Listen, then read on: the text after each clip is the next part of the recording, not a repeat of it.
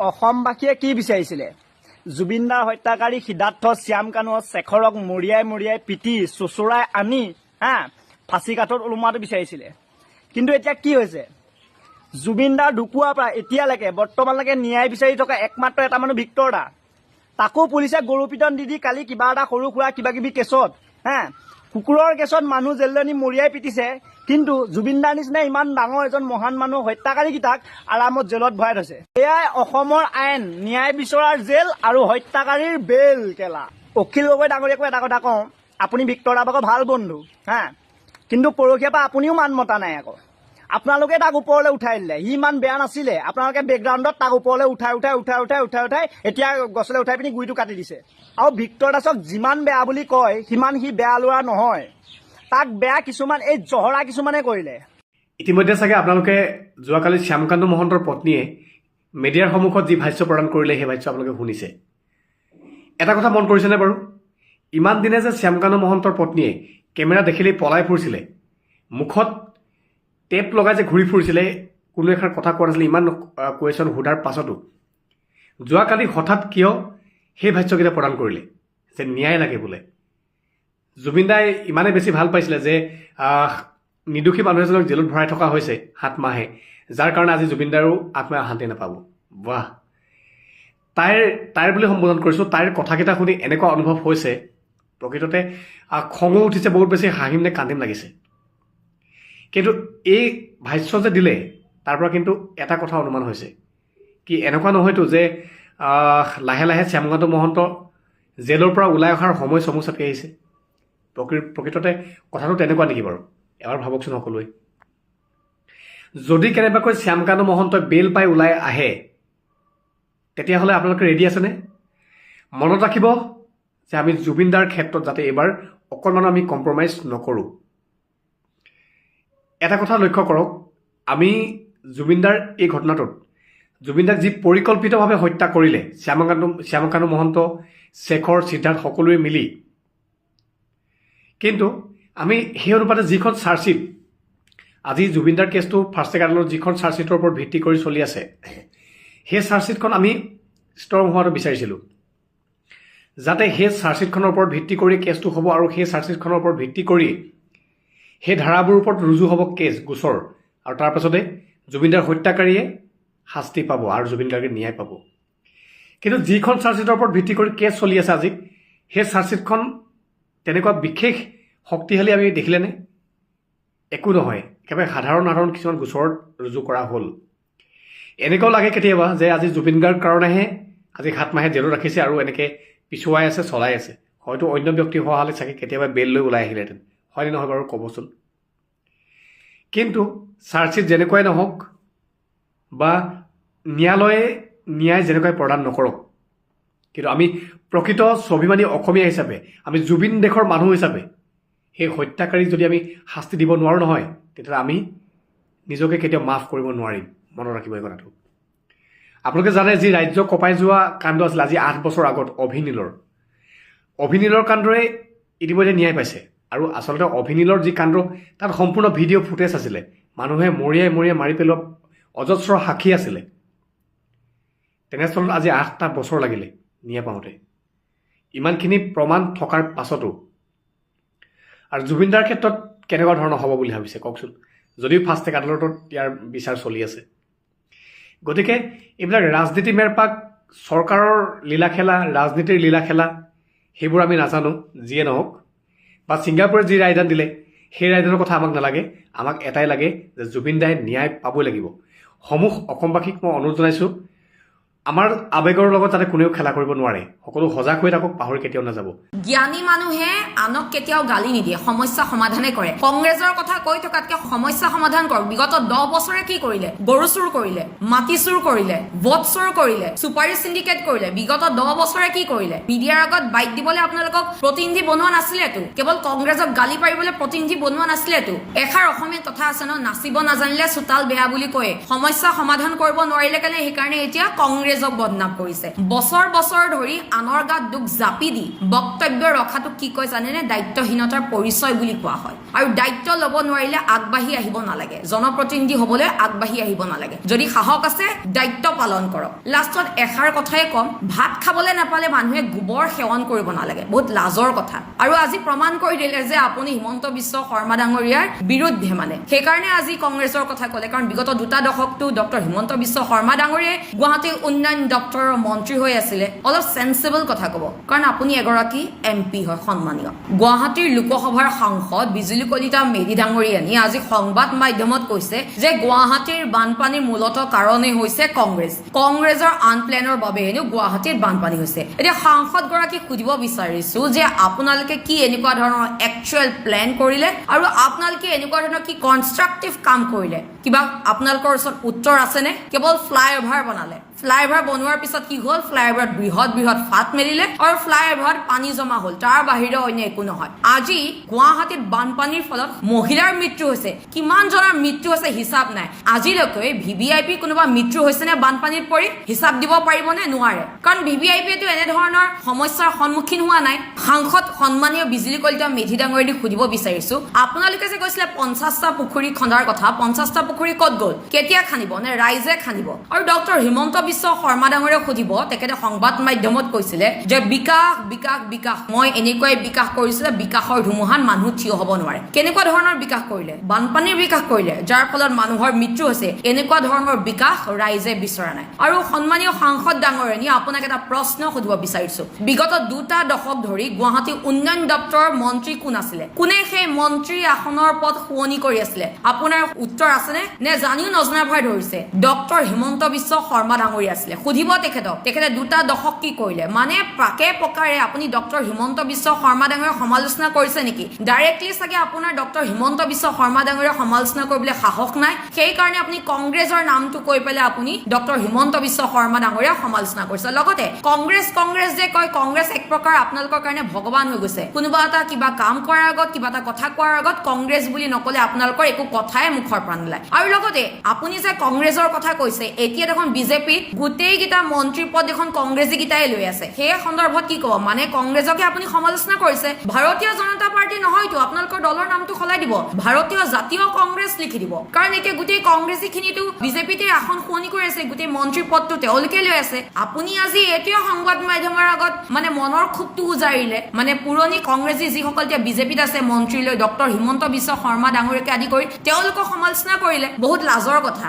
যদি সাহস আছে ডাইৰেক্ট ডক্টৰ হিমন্ত বিশ্ব শৰ্মা ডাঙৰীয়াৰ নামটো কৈ কওক ন পাকে পকাৰে অসমৰ ৰাইজে বুজি পাইছে আপুনি ডক্টৰ হিমন্ত বিশ্ব শৰ্মা ডাঙৰীয়াকে সমালোচনা কৰিছে এটা কথা জ্ঞানী মানুহে আনক কেতিয়াও গালি নিদিয়ে সমস্যা সমাধানে কৰে কংগ্ৰেছৰ কথা কৈ থকাতকে সমস্যা সমাধান কৰক বিগত 10 বছৰে কি কৰিলে গৰু চুৰ কৰিলে মাটি চুৰ কৰিলে ভোট চুৰ কৰিলে সুপাৰী সিন্ডিকেট কৰিলে বিগত 10 বছৰে কি কৰিলে উত্তৰ আছেনে বিগত 10 বছৰে মিডিয়াৰ আগত বাইট দিবলৈ আপোনালোকক প্ৰতিনিধি বনোৱা নাছিলেতো কেৱল কংগ্ৰেছক গালি পাৰিবলৈ প্ৰতিনিধি বনোৱা নাছিলেতো এষাৰ অসমীয়া কথা আছে ন নাচিব নাজানিলে চোতাল বেয়া বুলি কয় সমস্যা সমাধান কৰিব নোৱাৰিলে কাৰণে সেইকাৰণে এতিয়া কংগ্ৰেছক বদনাম কৰিছে আৰু সমালোচনা কৰিছে ডক্টৰ হিমন্ত বিশ্ব শৰ্মা ডাঙৰীয়া কাৰণ তেওঁ দুটা দশক গুৱাহাটী উন্নয়ন দপ্তৰৰ মন্ত্ৰী হৈ আছিলে আপোনাক মনত পেলাই দিছো আৰু এটা কথা আপুনি মনত ৰখা ভাল কামত আহিব বছৰ ধৰি আনৰ গাত দুখ জাপি দি বক্তব্য ৰখাটো কি কয় জানেনে দায়িত্বহীনতাৰ পৰিচয় বুলি কোৱা হয় আৰু দায়িত্ব ল'ব নোৱাৰিলে আগবাঢ়ি আহিব নালাগে জনপ্ৰতিনিধি হ'বলৈ আগবাঢ়ি আহিব নালাগে যদি সাহস আছে দায়িত্ব পালন কৰক আৰু গুৱাহাটী বেছি দিন নাই আৰু গুৱাহাটী নামটো সলাই ভেনিছ কৰি দিয়ক আৰু গুৱাহাটী যিবিলাক অঞ্চলত বানপানী হৈছে সেইবিলাকৰ নাম সলাই দিয়ক কাৰণ আপোনালোকে নাম সলালে পৰিৱৰ্তন বুলি ভাবে যেনেকে সাংসদ ভৱনটো সলাই দিলে সংসদ ভৱনটোৰ নাম সলাই দিলে ঠিক তেনেদৰে গুৱাহাটী যিবিলাক অঞ্চলত বানপানী আছে ধৰক হাতীগাঁওটো পানীগাঁও কৰি দিয়ক দিছপুৰটো পানীপুৰ কৰি দিয়ক গুৱাহাটী মহানগৰ এতিয়া মহাসাগৰলৈ পৰিণত হৈছে লাষ্টত এষাৰ কথাই কম ভাত খাবলৈ নাপালে মানুহে গোবৰ সেৱন কৰিব নালাগে বহুত লাজৰ কথা আৰু আজি প্ৰমাণ কৰি দিলে যে আপুনি হিমন্ত বিশ্ব শৰ্মা ডাঙৰীয়াৰ বিৰুদ্ধে মানে সেইকাৰণে আজি কংগ্ৰেছৰ কথা ক'লে কাৰণ বিগত দুটা দশকটো ডক্টৰ হিমন্ত বিশ্ব শৰ্মা ডাঙৰীয়াই গুৱাহাটী উন্নয়ন দপ্তৰৰ মন্ত্ৰী হৈ আছিলে অলপ সেন্সিবল কথা ক'ব কাৰণ আপুনি এগৰাকী এমপি হয় সন্মানীয় যেতিয়া সুধিছিলে তোমাৰ চেনেলটোৰ মালিক কোন তুমি কোন কিয় এটা ৰিপ্লাই নগ'ল আপুনি কোন আপুনি সেইখন চেয়াৰত বহিছে মোৰ কাৰণে আৰু তেওঁৰ বেকগ্ৰাউণ্ড কি He started his career as an accused. File চুৰি কৰা এইবোৰ কথা জাৰ্নেলিষ্ট কৰা আপোনালোকে নাজানে কিয় ক'ব নোৱাৰিলে যে আপুনিওতো তেনেকুৱাই অন্ততঃ মোৰ এগেইনষ্টে কোনো ক্ৰিমিনেল কেছ হোৱা নাছিলে আজিও তেওঁৰ এগেইনষ্টে ক্ৰিমিনেল কেছ পেণ্ডিং আছে কিয় জইন কৰিলে বিজেপি এইবোৰ কথা যদি নকয় you are bound to support আপোনাৰ কাৰণে মোৰ কোনো শ্ৰদ্ধা নাথাকিব মোৰ পিতৃকণ তুমি কোন সুধিব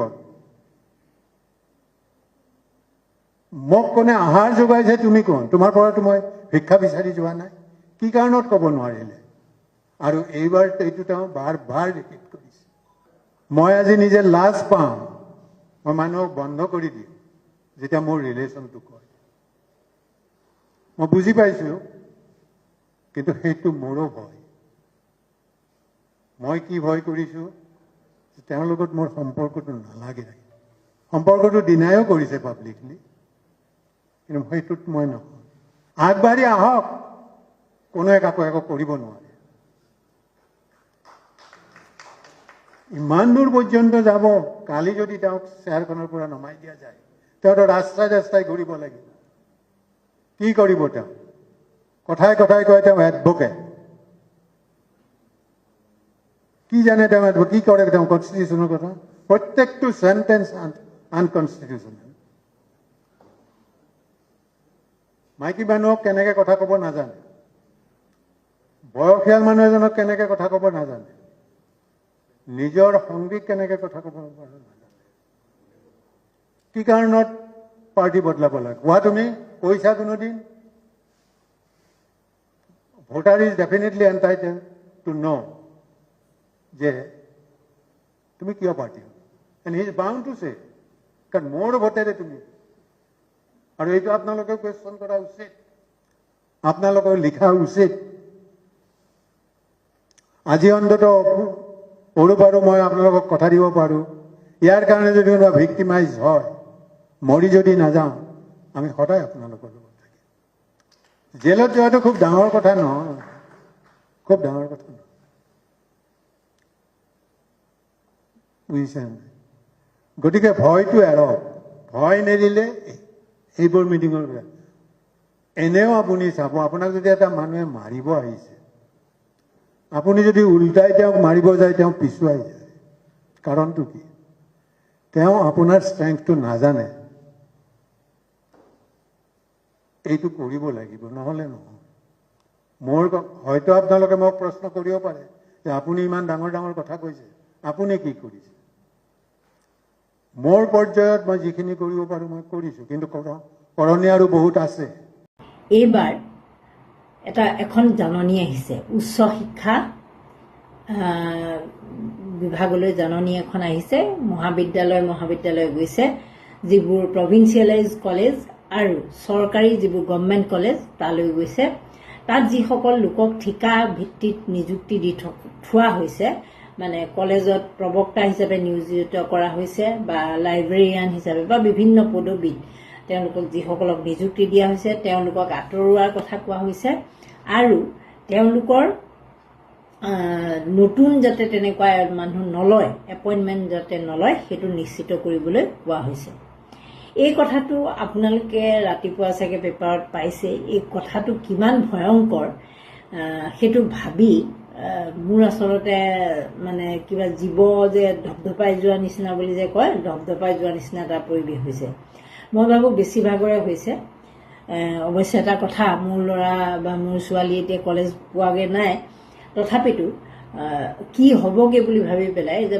এই কথাটোৱে কিন্তু কেনেকুৱা ধৰণে হাৰ্ম কৰিব সেই কথাটো কিমান প্ৰেক্টিকেলি চিন্তা কৰিছে বা নাৰায়ণ কোঁৱৰ তেখেতটো খুব জনা শুনা এজন মানুহ আমি জানোৱে তেওঁৰ নলেজৰ কথাও জানো কিন্তু যেতিয়া চৰকাৰৰ হৈ কাম কৰিব লগা হয় তেতিয়া জানি শুনিও কিছুমান এনেকুৱা সিদ্ধান্ত ল'বলৈ তেওঁ বাধ্য গতিকে তেওঁ সেই নিৰ্দেশনাটো তেওঁৰ ছিগনেচাৰতে আহিছে কিন্তু কথাটো কিমান ভয়ংকৰ কাৰণ এই যিসকল শিক্ষক সেই শিক্ষকসকলে কম দৰমহাত যিসকল পাৰ্মানেণ্টলি কৰি আছে মই ধৰিহে লৈছোঁ দেই, পাৰ্মানেণ্টলি কৰা এজনে যদি আজি 60,000 টকা বা 80,000 টকা দৰমহা পায়, এই ঠিকাভিত্তিকসকলৰ দৰমহাটো তাতকৈ কম হয়।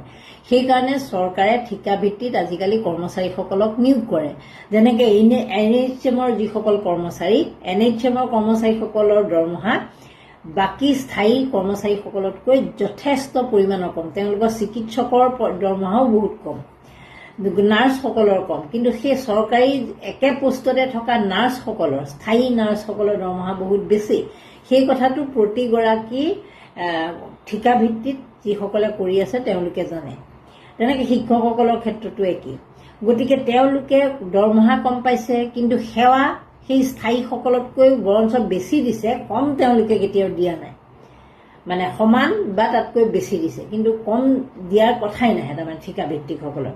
আমি সকলো কৰ্মচাৰীক দেখিছোঁ, আমি NHM-ত দেখিছোঁ, আমি 108-ত দেখিছোঁ, বা বেলেগ বেলেগ যিবোৰ ঠিকাভিত্তিত আছে তেওঁলোকৰ টেটৰ শিক্ষকৰ বহুতবোৰ যিবোৰ ঠিকাভিত্তিত আছিল তেওঁলোকৰ ক্ষেত্ৰতো দেখিছোঁ। গতিকে এই কথাটো আমি জানো বা বুজি পাওঁ যে ঠিকাভিত্তিক কৰ্মচাৰীৰ কষ্টটো কোনো কাৰণত কম নহয়। যিমান সময় তেওঁলোকে দিব লাগে সিমান সময় চৰকাৰীসকলেও দিয়ে, কিন্তু তেওঁলোকে দৰমহাটো বেছি পায়। যিটো সেইকাৰণে তেওঁলোকে আন্দোলনবোৰ ঠিকাভিত্তিক কৰ্মচাৰীয়ে কৰে যে সমান কামৰ কাৰণে সমান মজুৰি আমি পাব বিচাৰোঁ, পাওঁ, আমাৰ দাবী, সেইটো ন্যায়ৰ দাবী, আৰু সেইটো সঁচা কথা। কিন্তু এতিয়া সেই কৰ্মচাৰীসকলৰ যিসকলে ইমান দিন কামটো কৰি আছিল, তেওঁলোকৰ সকলোতকৈ ডাঙৰ কথা ইমান দিন দাবী দুবাৰবোৰ গ'ল। তেওঁলোকে স্থায়ীকৰণ হ'ব বা তেনেকুৱা ধৰণৰ আশাত বন্দী হৈ চাকৰিবোৰ কৰি আছিল, কিন্তু এতিয়া তেওঁলোকক চাকৰিৰ পৰা ছাঁটাই কৰা হ'ব। এইটো কম ভয়ংকৰ কথা। তেওঁলোকে সেই ল'ৰা ছোৱালীবিলাকক মানৱ সম্পদ সৃষ্টিত অৰিহণা যোগাইছিল, পঢ়াই আছিল ইমান দিন। আজিৰ পৰা বা ঘপকৈ এটা তাৰিখ ধৰি দিব, সেই তাৰিখৰ পৰা তেওঁলোকৰ চাকৰি নাথাকিব। সেই যিসকল কৰ্মচাৰী, আপুনি সেই কৰ্মচাৰীসকলৰ কথা বাদেই দিছোঁ, আপুনি যদি ঘৰত বা আপোনাৰ দোকানখনত আপুনি যদি এজন এমপ্লয়ী ৰাখে, তেওঁক যেতিয়া দৰমহা এটা ফিক্স কৰি দিয়া হয়, 10,000 টকাকৈ মাহে দিম বুলি কোৱা হয়, তেওঁ এটা সপোন ৰচে। তেওঁ ভাবে যে 10,000 টকাকৈ মই যিহেতু পাম, মই 1,000 টকাকৈ থৈ যাম, ক'ৰবাত তেওঁ কিবা এটা বস্তু ইনষ্টলমেণ্টত ল'ব পাৰে। এনেকুৱা ধৰণৰ বহুত সমস্যা থাকে মানুহৰ। ঘপকৈ যেতিয়া নাইকিয়া হৈ যায় তেতিয়া তেওঁৰ সেই বোজাবোৰ, চাপবোৰ হয়। তাৰোপৰি তেওঁ ল'ৰা ছোৱালী স্কুলত পঢ়াব লগা হ'ব পাৰে, দৈনন্দিন খৰচ থাকে, সেই খৰচবোৰ ঘপকৈ কেনেকৈ ব্যয় কৰিব। এতিয়া এই যে কলেজত যিসকলক ঠিকাভিত্তিত নিযুক্তি, তেওঁলোকক যে ছাঁটাই কৰা কথাটো ক'লে, তেওঁলোকৰ তেনেকুৱা বহুতখিনি বাইণ্ডিংছ থাকে, ঘৰুৱা বাইণ্ডিংছ থাকে, মাক দেউতাকৰ লগত দায়িত্ববোধ থাকে, পৰিয়ালৰ প্ৰতি, নিজৰ পৰিয়ালৰ প্ৰতি থাকে, নিজৰ কিছুমান কাম থাকে। সেইবিলাকৰ লগত তেওঁলোকে যদি 2-3 বছৰ 4 বছৰ যদি তেনেকৈ এডজাষ্ট কৰি আছিল, এতিয়া যদি ঘপকৈ ছাঁটাই কৰি দিয়া হয়, তেওঁলোকৰ পৰিৱেশটো কেনেকুৱা হ'ব। এই একে পৰিৱেশেই হৈছিল পলিটেকনিকৰ প্ৰবক্তাসকলৰ ক্ষেত্ৰত। আমি সকলোৱে জানো যে 2017 চনত চৰকাৰে যেতিয়া 11খন চৰকাৰী পলিটেকনিক খুলিছিল, সেই সময়ত নতুনকৈ একদম মেধাৱী ল'ৰা ছোৱালীবিলাকক তাত নিযুক্তি দিছিল, আৰু 2025 বৰ্ষত তেওঁলোকক ছাঁটাই কৰিলে। তেওঁলোকে আন্দোলন কৰিলে, প্ৰতিবাদ কৰিলে, তেওঁলোকে চাকৰিটো নাপালে। মুখ্যমন্ত্ৰীয়ে ক'লে যে আন্দোলন প্ৰতিবাদ কৰা মানুহক লগত তেওঁ কোনো আলোচনা নকৰে, গতিকে তেওঁলোকে চাকৰি হেৰুৱাই পেলালে। এতিয়া কোনোবাই কিবা কিবি কাম কৰি পেলাই আছে। তেনেকৈ 108ৰ কৰ্মচাৰীসকলে প্ৰতিবাদ কৰাৰ ফলত বহুতে চাকৰি হেৰুৱালে। NHM বিলাকক কেনেকৈ ভয় ভাবুকে মুখ্যমন্ত্ৰীয়ে নিয়োজিত কৰি ৰাখিছে সেই কথা আপোনালোকে জানে, যে দৰমহাটো তহঁতে পাই আছ, গতিকে কাম কৰি থাক, তাতকৈ বেলেগ একো কথা নাভাবিবি। এনেকুৱা ধৰণৰ ভয় ভাবুকি দি আহিছে। কিন্তু এতিয়া মই ক'ব খোজা কথাটো হ'ল, এই যে প্ৰবক্তাসকলৰ চাকৰি যোৱা, যিটো পলিটেকনিকৰ ক্ষেত্ৰত হ'ল, আৰু এই পলিটেকনিকতকৈও ভয়ংকৰ হ'ব এইটো কথাত, কাৰণ পলিটেকনিক পঢ়িবলৈ যোৱা সকলো বহুত এটা পাৰ্চেণ্টেজ নাই, মানে বহুত বেছি সকলো মানুহে পলিটেকনিক পঢ়িবলৈ নাযায়। ছায়েন্স বেকগ্ৰাউণ্ড হ'ব লাগিব বা তাৰ ইণ্টাৰেষ্ট থাকিব লাগিব, তেতিয়াহে যাব। কিন্তু এই যে সাধাৰণ কলেজবিলাকত যিসকল যায়, তেওঁলোকে নৰ্মেলি যিসকলে আমি শিক্ষা ল'বলৈ যাওঁ, আমি সাধাৰণতে তাতেই কলেজবিলাকতে পঢ়োঁ, ছায়েন্স পঢ়োঁ, আৰ্টছ পঢ়োঁ, কমাৰ্চ পঢ়োঁ, আমি তাতেই পঢ়োঁ। গতিকে এই ষ্ট্ৰীমবিলাকত ল'ৰা ছোৱালীৰ সংখ্যাবোৰ বেছি হয়। গতিকে এই ল'ৰা ছোৱালীবিলাকে যেতিয়া প্ৰভিঞ্চিয়েলাইজ কলেজ বা চৰকাৰী কলেজত পঢ়ে, তেতিয়া তেওঁলোকৰ খৰচৰ পৰিমাণটো কম হয়। তাতকৈ ব্যক্তিগত খণ্ডৰ যদি কলেজত পঢ়িব লগা হয়, যিকোনো কলেজ, সেয়া ইঞ্জিনিয়াৰিঙে হওক বা জেনেৰেল কলেজেই হওক, তাত খৰচটো বহুত বেছি। সেই কথাটো আমি সকলো মুখ্য এটাইও জানে। গতিকে এতিয়া যিহেতু চৰকাৰী আৰু প্ৰভিন্সিয়েলাইজ কলেজৰ পৰা এই ঠিকাভিত্তিক শিক্ষকসকলক আঁতৰাই দিয়া হ'ব প্ৰবক্তাসকলক, তেতিয়া স্থায়ীসকলে তাত বেছি চাপ পাব আৰু বেছি কাম কৰিব লগা হ'ব। বেছি কাম কিমান মানুহে কৰিব পাৰিব সেইটো এটা প্ৰশ্নবোধক চিন।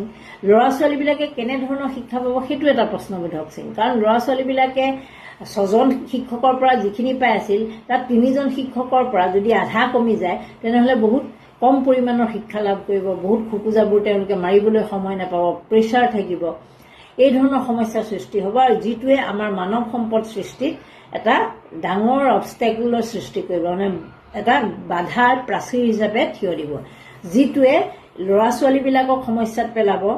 সেই চাকৰি যিসকলে হেৰুৱাব তেওঁলোককতো সমস্যাত পেলাব, পিতৃ মাতৃসকলক সমস্যাত পেলাব, যিসকলৰ প্ৰাইভেটত পঢ়োৱাৰ ক্ষমতা নাই তেওঁলোকে চৰকাৰীত পঢ়ালে ল'ৰা ছোৱালীয়ে ভাল শিক্ষা নাপাব আৰু তেওঁলোকক উপযুক্ত কৰি পথাত পেলাব নোৱাৰিব। এইটো কাৰণেই নোৱাৰিব কাৰণ আজিকালি প্ৰতিযোগিতাৰ যুগ, মাৰ্কছৰ ওপৰত সকলো নিৰ্ভৰ কৰে। যেতিয়া মাৰ্কছটো ভাল নাপাব তেতিয়া সি কিবা এটা পৰীক্ষা, এই যে চৰকাৰী পৰীক্ষাবোৰ পাতি থাকে সেই পৰীক্ষাটো দিবলৈ তাৰ অসুবিধা হ'ব। আমি জানো যে তলৰ লেভেলত আজিকালি শিক্ষা কিমান বেয়া, চৰকাৰী স্কুলৰ শিক্ষা কিমান বেয়া সেই কথাটোৰ ভাষা নাই। এইটো কাৰণে ভাষা নাই কাৰণ চৰকাৰে সেইসকল শিক্ষকক অনাশৈক্ষিক কামত নিয়োগ কৰে বুলি তেওঁলোকে বহুতবাৰ কমপ্লেইন কৰিছে, তেওঁলোকে বহুতবাৰ এই বিষয়ে নিজেই প্ৰতিবাদ কৰিছে, তেওঁলোকে নিজে জনাইছে যে আমি কোনো কাৰণত নকৰোঁ। গতিকে আজিকালি চৰকাৰী স্কুলবিলাকৰ ফলাফলবোৰ বেয়া। আকৌ ভাল কৰিবলৈ কিছুমান পৰহি আমি শুনিলোৱে যে নগাঁৱৰ আয়ুক্তগৰাকী দেৱাশীষ শৰ্মাই যিখিনি কথা কৈছে, ভাল কৰিবলৈও শিক্ষকে বোলে পন্থা ল'ব লগা হয় কাৰণ নিজৰ জিলাখনৰ কথা আছে, নিজৰ স্কুলখনৰ স্বীকৃতিৰ কথা আছে, এনেকুৱাবোৰ কাৰণত কেতিয়াবা ল'ব লগা হয়। ল'লেও বিপদ, নল'লেও বিপদ, এনেকুৱা বিভিন্ন সমস্যাত শিক্ষকসকলৰ নিচিনা চাগে সমস্যা থকা মানুহ এতিয়া নাই। সেয়া লাগিলে একেবাৰে প্ৰাথমিক লেভেলৰ শিক্ষকেই হওক আৰু সেয়া লাগিলে একেবাৰে বিশ্ববিদ্যালয় লেভেলৰ শিক্ষকেই হওক, তেওঁলোকৰ সন্মুখত আগৰ নিচিনা নহয়, তেওঁলোকৰ সন্মুখত সমস্যাৰ পাহাৰ। সেই সমস্যাৰ মাজত, সেই প্ৰত্যাহ্বানৰ মাজত তেওঁলোকে বছৰি এই গুণোৎসৱো পাতে। চৰকাৰে আকৌ গুণোৎসৱ পাতে দেই ল'ৰা ছোৱালী শিক্ষা জুখিবলৈ। তাৰপিছত এই যে গুণোৎসৱ পাতিব, এতিয়া লোকপিয়লত লগাব, ভোটৰ কামত লগালে, কিবা কিবি কামত লগাই এতিয়া আকৌ গুণোৎসৱ পাতিব কেইদিনমানৰ পিছত। এই যে গুণোৎসৱ পাতিব, এই যে কিবা পাতিব, সেইবিলাকৰ ফলত কি হ'ব, ল'ৰা ছোৱালীবিলাকৰ আগতে মাষ্টৰে গালি খাব, মাষ্টৰক গালি পাৰিব, মন্ত্ৰী তন্ত্ৰীবিলাক যাব নহয়, গৈ একদম তেওঁলোকৰ সন্মুখতে উদ্ধাই মুধাই গালি, কিয় ভালকে পঢ়োৱা নাই, কিয় কৰা নাই। এই যে টিচাৰসকল তেওঁলোকে মুখ মেলি ক'বও নোৱাৰে যে আপোনালোকেতো আমাক এই কামত খটাইছিল, কাৰণ তেওঁলোক এই মন্ত্ৰীসকলৰ অধীনত বিভাগত চাকৰি কৰে। গতিকে তেওঁলোকৰ মুখ থাকিও তেওঁলোক বোবা, তেওঁলোকে ক'ব নোৱাৰে।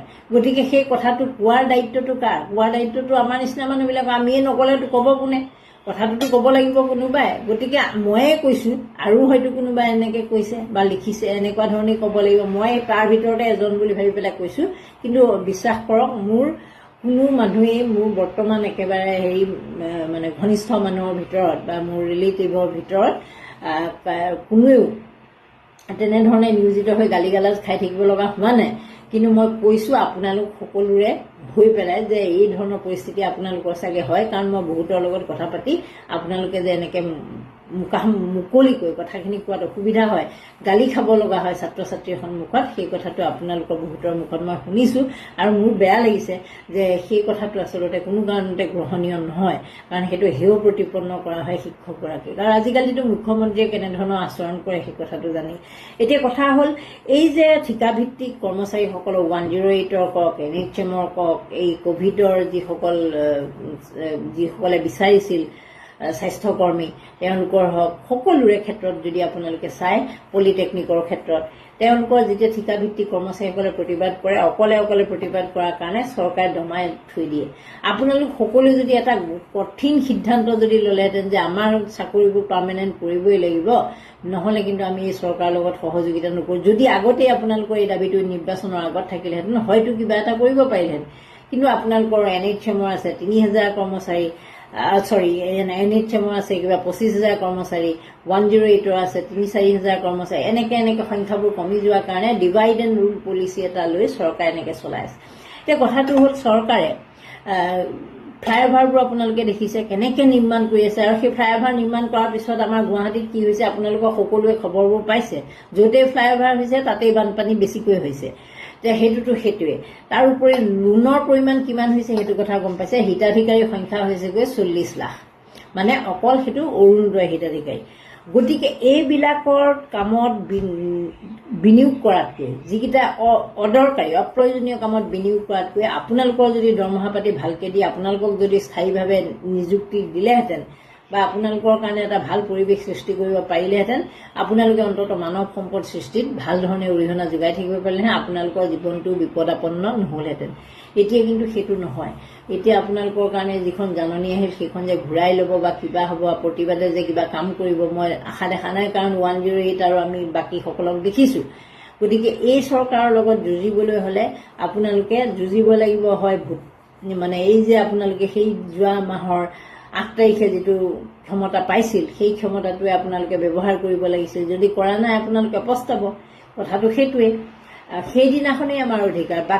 বাকী বছৰৰ 364টা দিন আমি চাকৰ বছৰ কিন্তু যেতিয়া নিৰ্বাচন আহে মানে 364টা দিন নহয় 5 বছৰটো বহুত বেছি হৈ যায় 364কে এটা দিনে আমি ৰজা আৰু সেই ৰজা হোৱাৰ দিনটোত আমি ভুল সিদ্ধান্ত ল'লে এনেধৰণৰ কথা বতৰা আমি সন্মুখীন হ'বই লাগিব আৰু সেয়া চিৰাচৰিত ঘটনা বুলিয়ে মই ক'ম যে এইটো আগন্তুক দিনবিলাকতো আৰু কোনে এনেকুৱা ভয়াৱহ পৰিস্থিতি হয়তো ৰাজ্যিক কৰ্মচাৰীসকলৰ দৰমহা বন্ধ হৈ যোৱা এটা পৰিৱেশ হৈ যাবগৈ পাৰে কাৰণ ইমান ঋণ আছে ইমান সমস্যা চৰকাৰৰ সন্মুখত আৰু এইবোৰ সমস্যা যে আপোনালোকক যে চাপাই কৰাৰ কথা কৈছে নতুন নিযুক্তি নোলোৱাৰ কথা কৈছে এয়া চৰকাৰৰ আৰ্থিক যে দুৰ্দশা চলি আছে সেই কথাটোহে প্ৰমাণ কৰে যদি পইচা থাকিলেহেঁতেন যদি আপোনালোকক দিব পৰাকৈ তেওঁলোক সক্ষম হ'লহেঁতেন তেনেহ'লে আপোনালোকৰ ক্ষেত্ৰত এই সিদ্ধান্তটো নল'লেহেঁতেন গতিকে আমি সকলোৱে এটা কথা ভবা উচিত আৰু এতিয়া লাহে লাহে চব ঠিকাভিত্তিকে হ'ব চাকৰিবিলাক গতিকে সকলোৱে আমি বুজা উচিত যে ভবা উচিত যে আমি কোনো কাৰণত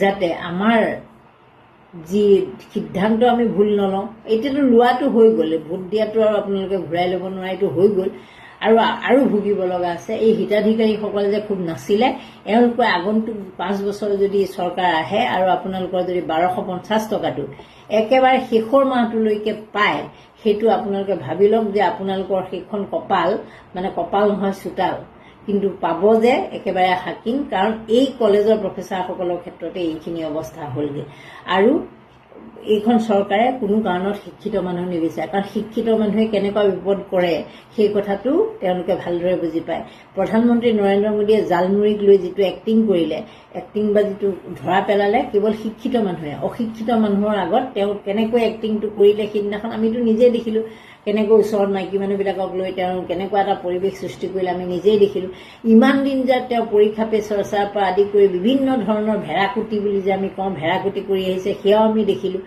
গতিকে আমি সকলো দেখিছোঁ এই চৰকাৰৰ নাটক আমি চাবলৈ বাকী নাই কিন্তু এই নাটকবোৰ শিক্ষিত মানুহে মানি নলয় শিক্ষিত মানুহক আপুনি ফেক্টটো চেক কৰিব তেওঁলোকে সঁচা নে মিছা সেইটো চাব সঁচাকৈ কৈছিল নে গোটেইখিনি ডাটা লাগে গতিকে তেওঁলোকে যিমান পাৰে অশিক্ষিত মানুহ বিচাৰে আৰু সেই অশিক্ষিত মানুহ বিচাৰে কাৰণে চৰকাৰী স্কুল হিমন্ত বিশ্ব শৰ্মা চৰকাৰৰ দিনত 8000 বন্ধ কৰা হ'ল এতিয়া লাহে লাহে চৰকাৰী মহাবিদ্যালয় আৰু প্ৰভিন্সিয়েলাইজ যিটো প্ৰাদেশিকৃত মহাবিদ্যালয়ৰ ওপৰত এইটো চাপ সৃষ্টি কৰি তেনেকৈ ল'ৰা ছোৱালীবিলাকক স্কুল কলেজৰ পৰা আঁতৰাই ৰখা হ'ব আৰু তেতিয়া যেতিয়া অশিক্ষিত হৈ থাকিব তেতিয়া আপোনালোকে বিজেপিৰ সেই কাৰ্যকৰ্তা হোৱা বিজেপি দালালৰ পিছত দৌৰা বিজেপিৰ মিটিঙলৈ যোৱা তাৰ বাহিৰে আপোনালোকৰ গত্যন্তৰ নাথাকিব আৰু সেইটোৱে তেওঁলোকে বিচাৰে নমস্কাৰ ধন্যবাদ